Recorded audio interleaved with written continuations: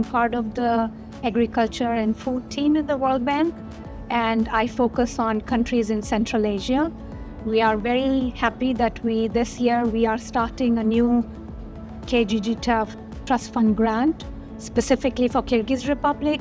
It's going to focus on establishing smart farming solutions in the Kyrgyz Republic context, but the idea, the vision is quite large. We are starting small. The project started only in June this year, 2025. The plan is that we taking our ongoing project that we are implementing in Kyrgyz Republic through IDA financing. We use that project as the platform to establish 2 smart farms with the technical assistance the KGGTF is providing us. Those smart farms, one will focus on the dairy value chain, the other one will focus on the horticulture value chain.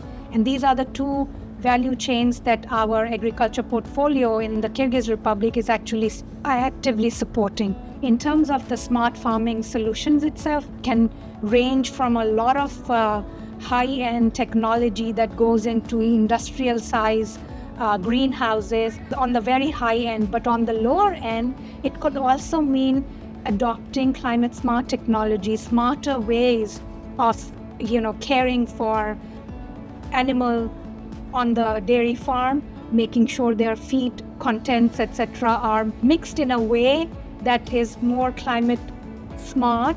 It reduces emissions, especially methane gas, when we talk about the livestock, farming.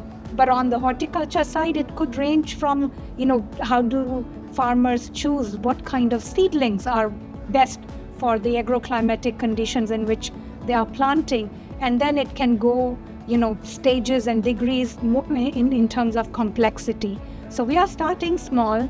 The idea is that with the KGGTF grant, we will be able to provide ground level and up kind of a design of what a Kyrgyz smart farm could look like. What a smart cow in the context of Kyrgyz as a country would look like, and how we will be able to monitor GHG emissions and other byproducts from the farming sector, and then translating it into what kind of technologies that we can start introducing in these farms, which can demonstrate to the farmers, especially smallholders, which is the majority in many of our client countries, for taking up these technologies, adopting them, implementing them in their own farming system. So we start with Kyrgyz Republic, and then we scale it up to other Central Asian countries and then beyond.